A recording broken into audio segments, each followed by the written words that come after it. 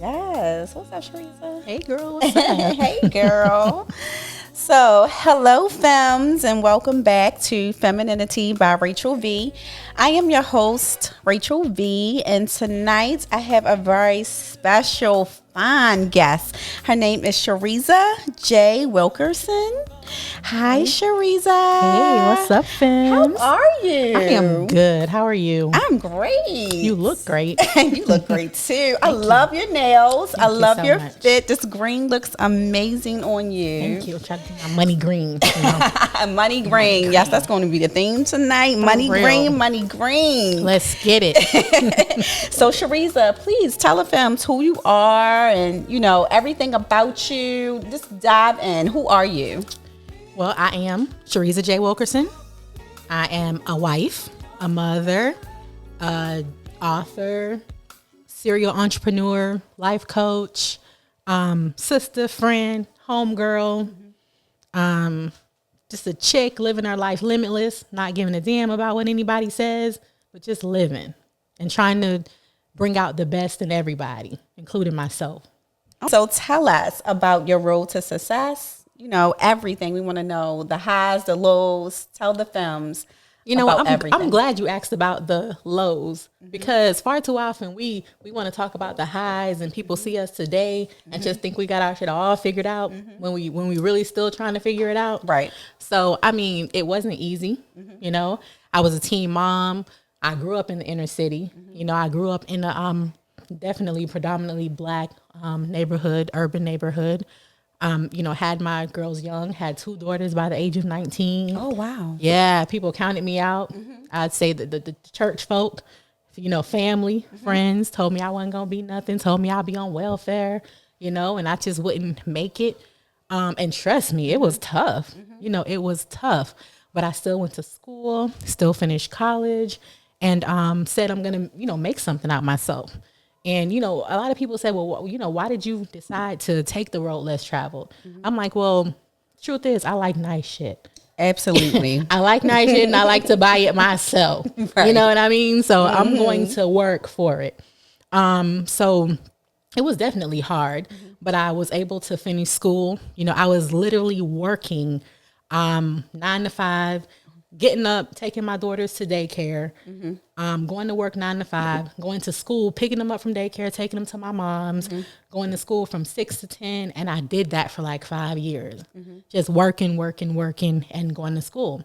Finally finished, and of course, during that time, it was tough, raising 2 girls and then, just being judged by people because I'm so young, being a teen mom. But just definitely just not giving up, and I think it was, it's really perseverance. And I know this sounds cliche, but I really did have that praying grandmother. You know what I mean? I'm talking about going on that big bed and just crying. She was like, no, we ain't doing that. You made your bed, you gonna lie in it. Because we got to take accountability for our screw ups, right? We do. Absolutely. So just continue to just grind, and got a corporate America job, stayed there for 10 years, and climbed the corporate ladder. I was making like probably $9 an hour when I started. So tell us about that journey. So, just being, I think I was an entrepreneur at heart. I don't know. Like I just grew up. I was that kid, like going to the candy store when I was in elementary school. And buying the 50-cent candy, the quarter candy, taking it to school and flipping it.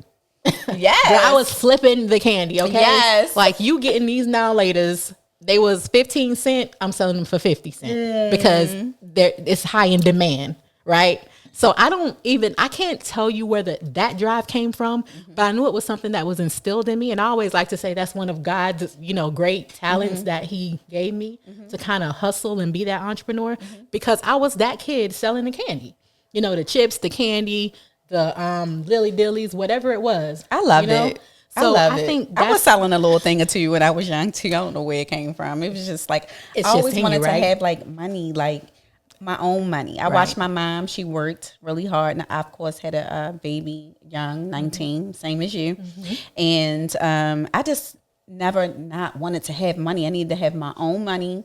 You know, it was cool back then to get it from like a guy or your boyfriend or whatever, but I wanted my own, my own money. So I can definitely understand. And relate to that. I mean, you know, you want your own, and I think that's kind of where it started. But even working, you know, in corporate America, before I actually ventured out into entrepreneurship, I was always, because I believe in parallelpreneurship. I don't think anybody should leave their 9 to 5 if they're not ready. Yeah, say that again. I don't think anybody should leave their 9 to 5 if they're not ready. Absolutely. You know, I'm a strong believer in God, the Christian faith, but faith without works is dead, right? Okay. So, and God also gave us common sense. Like, you can't step out on $1 in a dream, because he gave us those common sense. So let's make sure that you're prepared. So what I did is worked and build, you know, at the same time. I was selling Mary Kay. Okay. I was making those baskets, girl. Okay. I'm talking about getting little bags and putting the baskets. I mean, hustling. You know, making a killing too. I used to pay for the our spring break off of my side hustle. So it was always there, right? So I always knew I wanted to have my own. So Shareza, I want you to tell me about your steps. I want to know about all of your steps in your journey to where you are now. Like, because I feel like everything that we go through, everything that we experience, it brings us to the place we are at now. Absolutely. Example, when I was in high school, I used to manage just 2 stores. It was like a frame store or something. I was the manager, and then I transferred to another store and I became another manager. Then I became a store manager, then a district manager, and then I got my own salon at 26. So I felt like all of those things were baby steps to where I was going at that time. So I just want to know each step to where you are now. So I started off as a customer service rep. Okay. With the British Airways. That's my corporate America job. Okay. How old were you?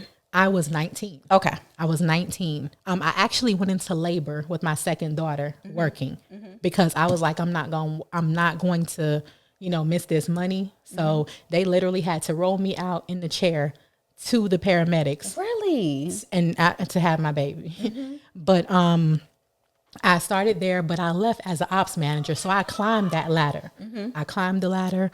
I was very determined. I had people who saw things in me that at that time I didn't necessarily see in myself, where it relates to leadership. So I started, you know, displaying my leadership skills, and I left as an ops manager, making decent money. And how I left, and this is when it really, you know, think about going rags to riches, riches to rags, and things like that. So that's basically when I left. I was laid off. I went to India for 3 months to train other people to take my job. I've been to India too. What city? I was in Noida. So right out of New Delhi. Okay. I went to Chennai. It was the most humbling. Girl. Yeah. Let me tell you, how did you travel to India? British Airways. British Airways. Okay, so I'm going to tell you, when I traveled, I was 29 years old, and I couldn't find anybody to go with me, but I wanted to start my hair company. And I was like, I'm going. Yeah. Nobody could go, and I was just like, you know, nobody's ever going to go at 29 talking about going to India. So I decided to go, and when I got there, I went alone. I was so scared. Wow. I was so scared. Like, it was men looking, women look. Everybody was looking and pointing. I was so afraid. I spent 12 days there by myself. I started a blog so that because back then we didn't have Instagram. Right. We didn't have Instagram. All we had was Skype. So I was like blogging to let my family know that I was okay. I like wrote a little blog every day just so they can know where I was, what I did that day. But me doing that by myself let me know I didn't need any goddamn body. Right. So I want to hear about. So those are those experiences that show you who you are and really humble you. Because when I went over there, I was 26. Okay. And I went with a bunch of white people older than me. You know, they were like executives in corporate America, asked me to go over there and train. Oh my God, yeah. So I'm really by myself. Yeah. You know? How long? I was there for a month. A month, yeah. Okay. I was there for a month. Eating rice. I was there for a month straight. Rice and yogurt. Yes. And when I first went there, girl, because I wanted to try everything, I went to this buffet and I got so sick. But I got to see, you know, a third world country. Right. Where I'm in this beautiful hotel And then right across the street, The hotels are amazing. amazing. But then Amazing. They are the palaces. street, what do you see? Across the street, it's poverty, Poverty. outhouses. And the traffic is like Horrible. I've never People seen die, anything. like literally they have like, I think they said like hundreds of casualties daily because of the traffic. because of the traffic. It's Yes. like bikes and those little taxis. It's just like bumper to bumper, the kind of traffic. They don't have stoplights. Yeah. They don't have lights to direct anything. So I understand. It Like is. sis, It is. I get Like, it. Listen, it was, but I got to see the Taj Mahal, you know, got to, you know, just see a different part of the world. Yeah. But also it made me appreciate. And I think that was one of my real humbling experiences, you know, to say, you know, thank you, God. Right. You know, I know that you have more for me, you know, just seeing that and seeing these little kids begging for money. It was just so, It was you crazy. know, it was one of those I experiences. even went to church when I was there. I went to Really? church. You know, I, I didn't do that. I did. I went. Well, it wasn't like a church. It was kind of like a gathering, but it was like a religious kind of gathering. Right. Because they're Buddhist over there. Right. So I want to say it was like a church. It was almost like a cookout. Imagine like a cookout and we're kind of like, you know, hanging out and it's like a barbecue. It was kind of like that kind of setting. Wow. And I remember this one girl, she was so beautiful and she had like all these kids and it just reminded me of that in that moment. It reminded me of home. Yeah.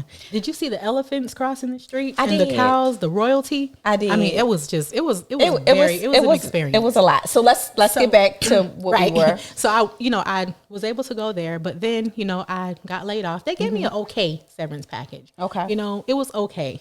But I was out of work at that time for 10 months. Okay. At that time, my faith had gotten so much stronger, Right. you know, in God and just going to church and praying and just doing a lot of asking God. So here's another thing. Okay. When you ask God to show you something and tell you where you're not supposed to be, you better be ready. Right. And it's not going to feel good all the time. It's not. Because that was one of those moments where it did not feel good.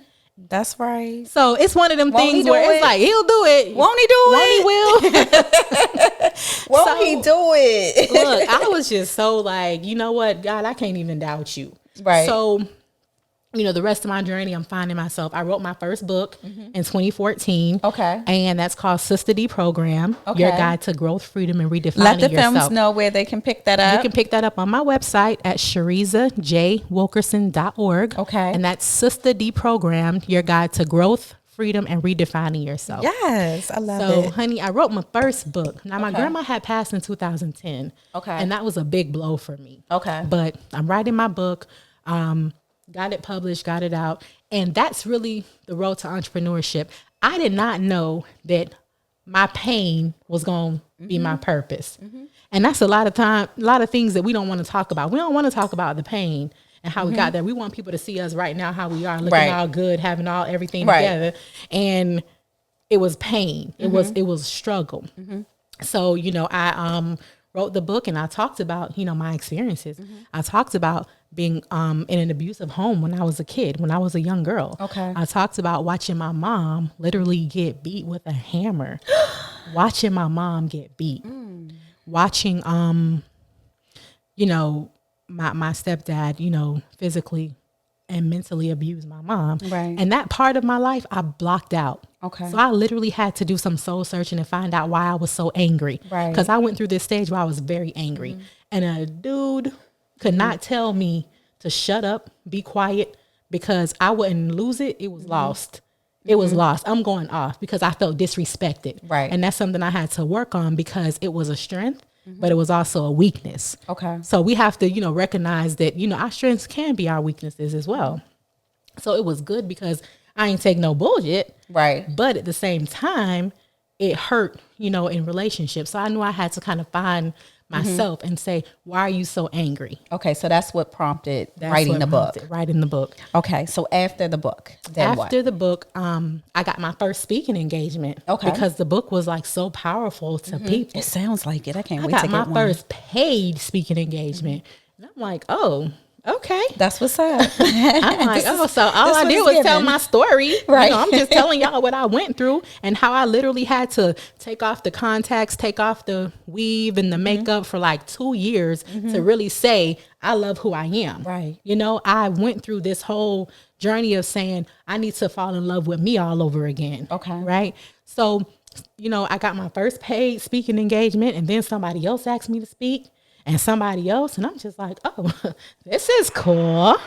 But I'm still a parallelpreneur, I end up, I was still working for a company when I wrote my first book in this company, corporate America. I was an executive manager, and they really supported me in my journey. Nice. You So get it was that a lot. awesome. You don't. Not in corporate. You don't. But that was a blessing in itself. It was the time, and I have to say, just really traveling and getting paid to speak and, things of that sort. Then I wrote my second book, then my third book. And then I met the love of my life. Oh, nice. Like, we were together in high school. We kind of played around in high school, and he would always say, oh, you're going to be my girlfriend. You're going to be my wife. We kept in touch, over the years, and we would kind of keep in touch via social media. And he always tells people, I found her again on MySpace and caught her on Facebook. Okay. But we started dating, now I used to tell him, I'm like, boy, you got too many. Because he's a bachelor in Atlanta, just finished his doctorates, just doing his thing, driving around in the Bentley, had his thing going on living on the 30th floor in Atlanta. And I'm like, nah, you play too many games. Okay. You know what I mean? So it was just like, nah, I'm good. That would have ran me away too. I'm good. Yeah. But he was very, persistent. I remember in 2009, he reached out to me. He was like, when you have a minute, put me in it. I'm like, boy, you are so lame. Yeah. Okay. But, we end up going out on our first date, and we really just vibed. Okay. And I'm like, okay, wait a minute. You ain't supposed to like him like this. Right. Because I was that chick that they would talk about. And my friend would tell me this all the time. You're so shallow. You don't give people a chance. Because I was that chick that just cut people off in a heartbeat. Yeah. Like, if you say street strawberry, if you speaking wrong, if you say something wrong, it's a defense mechanism. It's it. Yeah. That was it. But it was something about him. We just had a great chemistry.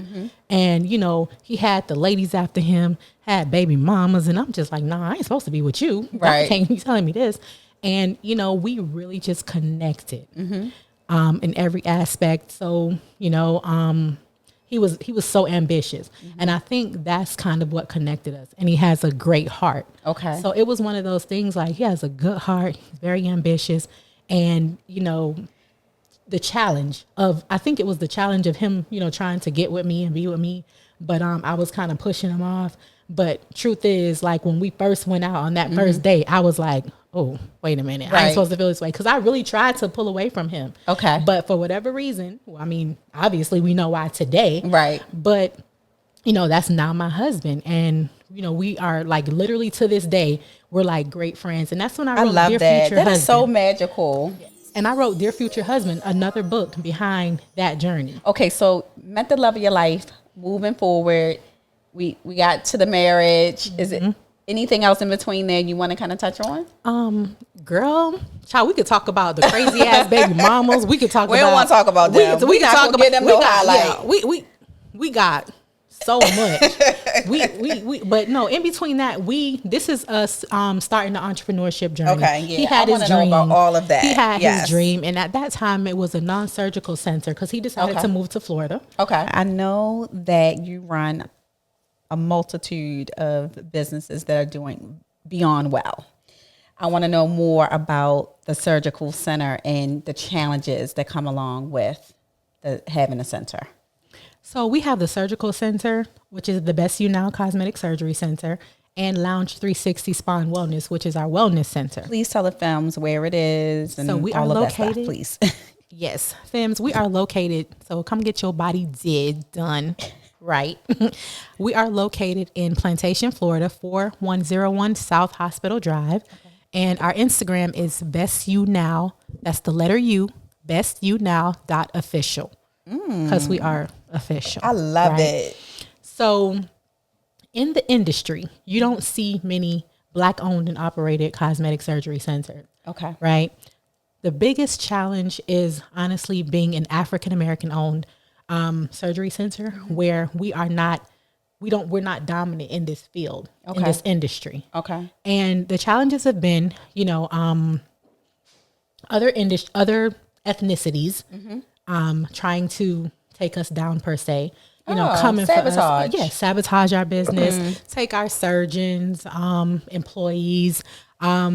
They've called us N-word owners. I'm gonna just say it. They called us nigger owners. We want to take those nigger owners down. Child, they have us in the paper.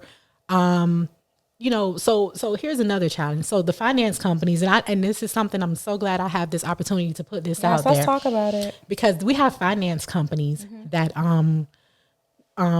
it's a lot of fraud in South Florida. Let's just keep it real. Yeah, it's a I lot. Always say that. Yeah, it's a lot in South Florida. So when they think they find a lick, they come. So they're finance companies that are third party providers where you sign up for the application and you get financed through the company. So think about like a Care Credit, Alpheon, and things of that sort. So what happens is if these people are using false credit card, or they stole someone's identity, they attach it to you and your business. It to us and our business, and they come and they do that. Now, all the surgical centers were hit hard by this, lost thousands of dollars, actually hundreds of thousands of dollars. Okay. We got hit pretty hard. They came and they did that with us. Okay. And because we're a Black-owned cosmetic surgery center and we became one of the leading surgery centers here, they decided that we were a part of it because we were Black. Oh, wow. That we had something to do with these fraudsters coming. So you wasn't the victim, you was the villain. We were the villain. We were the villain. So they tried to sue us for the money. It's out there and it definitely hurts our business. They tried to sue us for the money. And we in turn filed a countersuit, filing discrimination, showing all the other surgical centers that have gone through this. And why are you not going after them? Why are you coming only after us? So they dropped the lawsuit. Okay. They dismissed it. And this is something that, and it's in Miami Times and Palm Beach Times, and they refused to remove the article. Oh, wow. So, but we're going to get that removed. We're going to get it removed, but they're refusing to remove it. But these are things that happen being a Black-owned cosmetic surgery center because we're doing our thing. Well, we're doing our thing, listen, honey. I'm going to let you know. One of my goals is I want to get these things lifted. We got you. Yes. So, we got you. Yeah, I'm going to have to come and get a consultation because, I've had these for, a couple of years and I've had a baby and, I see the little droppage and I want to, so we'll talk. So, we'll talk. So, femmes, listen, last week on a podcast, I said, one of the things that I want all of you ladies to do and invest, like if it's something that you want to do and you want to rebrand, we're rebranding. If you want to rebrand your life and it's anything you want to get done, tummy tuck, lipo, anything that you want to do for yourself that's going to make you feel better, that's going to make you accomplish your goals and move forward in life, do it. And you hear we have a Black-owned business that's doing very well and has a very good reputation. So, yeah. Yes. So listen, even let's talk investing in yourself. You got to invest in yourself. And There's nothing wrong with cosmetic procedures. There's nothing wrong with that. I talk to ladies all day, every day, about just loving themselves. I say, why are you getting it? My husband's like, wait a minute, you're messing with the money. Don't ask him why. Girl. No, why are you getting it? And, they'll say, no, for myself. If you're getting it for yourself, great. But if you're trying to look like Instagram filters, it's just not. It's not realistic. But do it for you. It's not realistic. So do it for you. Tell us, what's next for you? Girl, I am actually in the process of executive producing some reality shows, some sitcoms, writing, and I'm looking to launch my first movie. Oh, yes. I didn't expect that sitting here. Okay. Yes. You're going to be seeing it 2023, 2024. Okay. My first movie, but executive producing, just positivity. Listen. Positivity. Sis, you are on a ball, and I love everything about it. I just want to commend you. You are on a ball. I love it so much. Yes, and I'm excited because we are about to have our 5th annual Divas Don't Do Drama, We Do Business Summit. Oh, yes. It is going to be in beautiful Hollywood, Florida at Margaritaville Beach Spa and Resort. Tell me about this summit. This is my first time hearing you. I'm a newbie. Listen, when I say divas don't do drama, we do business, I mean that. I love it's that. about accountability, ownership, and execution. So we're owning our shit. Okay. Right. And we're holding ourselves accountable and we're executing. Because far too often, you know, we like I said, we hear the good of it. Let's get down to the nitty gritty. Let's get down. So it's a 3-day summit. Okay. Where I'm also a playwright. So we'll be reintroducing my play, which is going to be the monologue edition of Evolution of an Extraordinary Woman, the monologue edition. And then we're going to have some night tea. You're gonna wear your nice little comfy PJs, and we're gonna talk. We're gonna talk some real dirty stuff. So how can the films sign up for the summit? The summit, you go to my website, it's SharezaJWilkerson.org. Okay. SharezaJWilkerson.org, and go to DDDD Summit. So it's a 3-day summit. Saturday we have workshops. We got money moves workshops. We got panels of business women talking about, you know, the struggles in business and different things. So we want to embrace sisterhood. You know, we want to build each other up, not tear each other down. We want to be open, honest, and transparent. And it's like, we don't do drama. We do business. I love that. And that's that internal and that external business. I love that. So Shareza, we have heard all of everything, where you came from, where you're going, all of your businesses, the struggles. Yes. Now it's time to talk about that feminine energy. Yes. So I want to know, well, the femmes want to know, because, you know, this is all about bringing out our feminine aura. What do you think your best feminine attributes are? I would say my dimples, my smile. Because sis, you popping, I must say. Go ahead. My dimples, my smile, you know, my talk game. My talk game is on point. Yes. Like I can get whatever I want from my man. Okay. Like whatever. Yes. Okay. So, you know, we first met, he was just always like, babe, you have a nice shape. Your ass is just nice. Okay. You know, so, you know, I work out. You know, I try to work out and keep it fit. So, you know, I would say my butt, you know, and I remember, you know, someone told me, oh, you're more than tits and ass. And I'm like, yeah, but I got that. Okay. You know? Okay. So. Well, you're absolutely gorgeous. Thank you. Absolutely gorgeous. Thank you. So, Shareza, tell me, what do you do to make you feel the most feminine, the most sexy, the most just, I am that bitch? Yes. Feeling. So, you know, I love like taking that me time. You know, I'll go to my spa, Lounge 360 Spa and Wellness. Okay. Sit on the V-steam because we have the vaginal steaming. Okay. I get my hoo-ha all steamed and clean. Okay. And we have what you call a pretty kitty special. Okay. Okay. So I'll get a nice wax. You know, I like to get nice wax and just take care of myself down there. You know, take care of my hoo-ha and, you know, make sure that it's all nice and tight and right. Okay. I like to do my nails, you know, my hair, like that stuff that we really like to do to make us feel gorgeous. Right. I like to go shopping and for different fragrances, you know, perfumes and, you know, spray them, put it on myself and just smell myself. You know what I mean? I need to. I get turned on when I smell myself. Girl, for real. Like, I literally smell, I'm like, ooh, bitch, you smell good. Oh, yeah, girl. Ooh, girl. Yes. And, you know, the bubble baths. Like, I love taking nice, long bubble baths and just really soaking. And I just feel so clean and just good. I love that. Yes. Just, I'm glad that you said that, because it sounds like you know exactly what to do to attract the energy that you want. Absolutely. So can you please tell the femmes, because most of them are like single or, you know, maybe going through like a breakup or something like that. Can you tell them what they can do or what they can improve to attract the man of their dreams?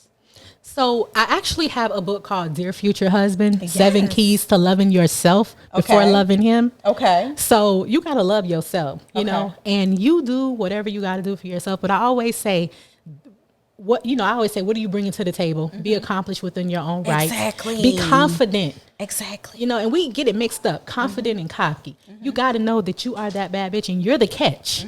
You are the catch. So you work on it. And if there are some things that you need to work on internally, you know, then you work on those things internally. But you always got to know that I am the catch. He is lucky to have me. But you got to know that, you know, that's what I talk about, you know, being confident, you know, being desired, not desperate. Yeah.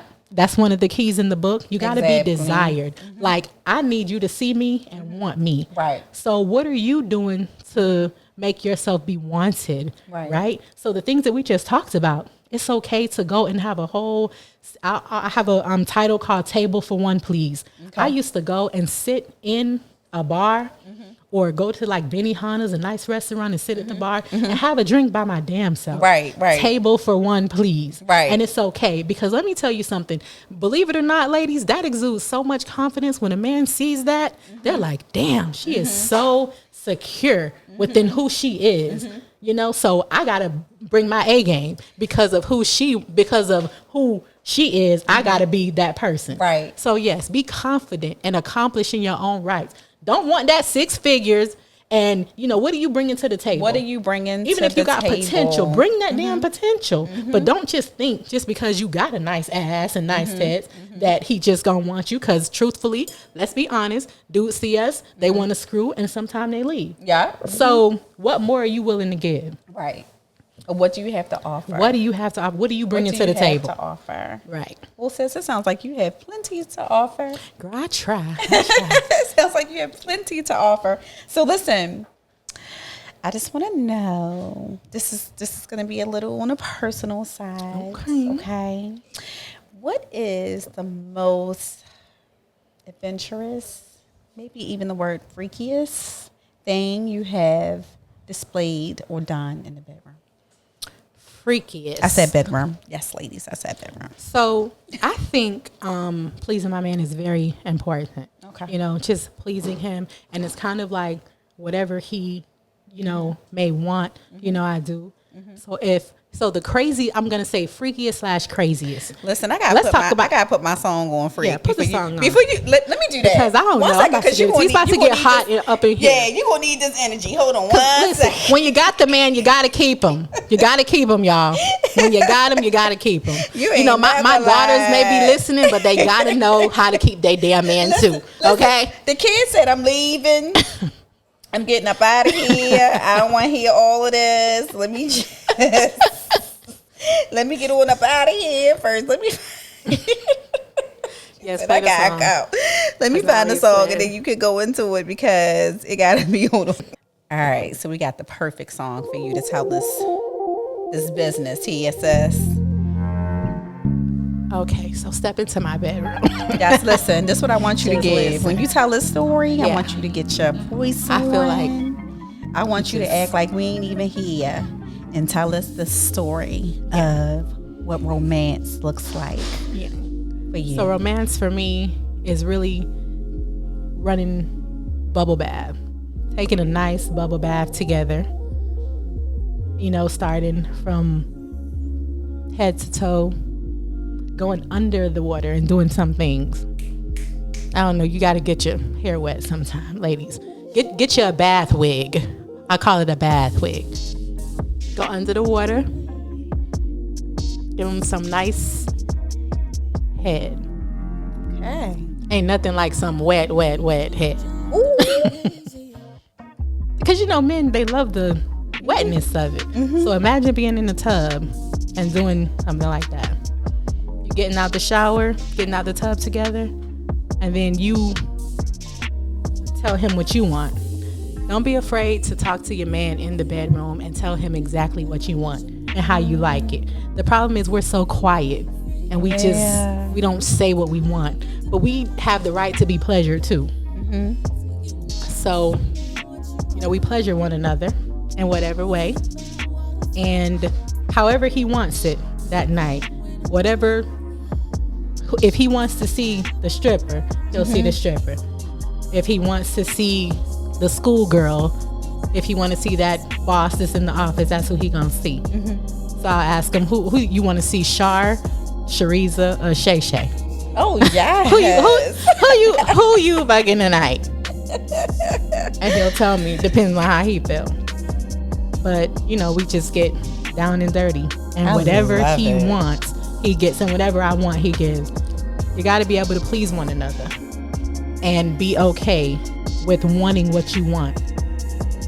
So we get real, you know, freaky. Do a little bit of role playing. Listen, you got a man. Yeah. These girls got that little milk dud head. Yeah. Listen, let me tell you something. I just got some tips from my damn self.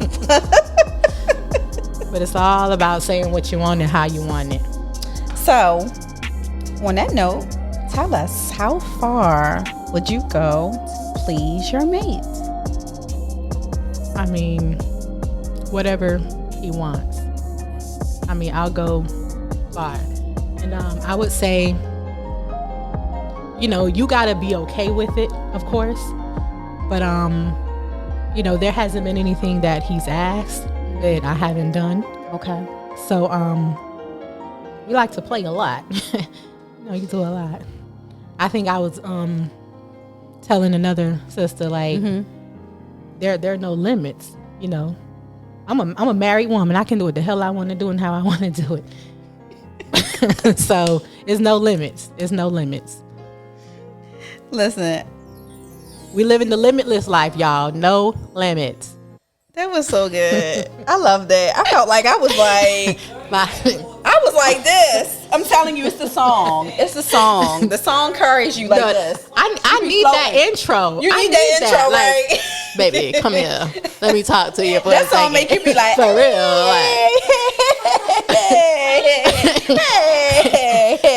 Like, come on into my room. Let me put that big on. For real. Well, Shareza, thank you so much. Oh, no problem. Thank you I had so much fun. So much being fun. Here. No problem. I swear, this was like, I really love this. Yes, it was awesome. awesome. You have to come back again. I'll come back anytime. And I'm going to have to come and visit you. Yes, and make sure you come to the summit. No, I'm definitely come by coming. the office. Like, I'm supportive. There. Listen, yes. I have all the time in the world. I live in Miami now, and I'm just having a great time, you know. But, you know, this was really amazing. Thank you for coming through and sharing your story. Thank you for having me. Thank you so much for being here tonight. This ends our episode with Shareza. She dropped so many good, juicy gems tonight. Chicken nuggets and everything. Ham hocks. If you have questions in the future, if you need any information from my new guest, Shareza, you can text me at 305-614-1916. And Shareza, can you please, again, tell the femmes where they can find you, where they can locate you, where they can stalk you and get some services done, everything. Just do a shameless plug for yourself, sis, please. Look, my social media on everything, Facebook, Instagram is Shareza J. Wilkerson. Shareza J. Wilkerson. My website is SharezaJWilkerson.org. You can find me. I do read my DMs. I may not respond if I don't like what you're saying, but I do read them. Okay. So hit me up. You know, it's all love, sisterhood, no drama, just business. Yes.